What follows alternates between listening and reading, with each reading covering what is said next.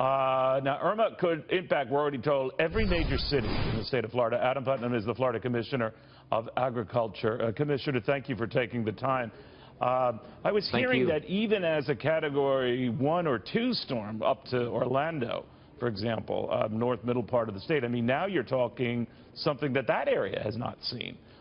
So I can understand the effect here. So for those trying to leave harm's way, how far north do they drive?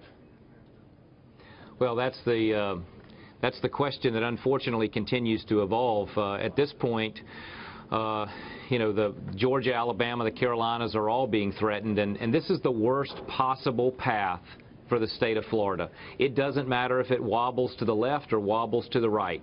Miami, Fort Lauderdale, Palm Beach, Orlando, Tampa, St. Pete, Naples, Fort Myers, and all of Central Florida, all of the heartland will be impacted. I mean, at this point, we're looking at a path that substantially reflects Hurricane Charlie, except starting further south and churning up much more of the state.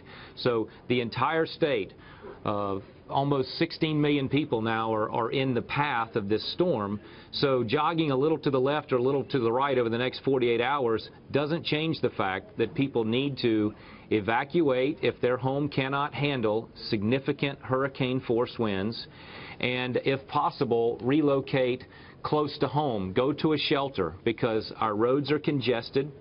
And as more and more people from South Florida are moving north, there's a limit to what we can add to that load. So we're asking people to take reasonable precautions, make sure that you're prepared to ride out the first 2 or 3 days without, you know, make sure you have the water on hand, make sure you have the food on hand, the baby supplies, the pet supplies.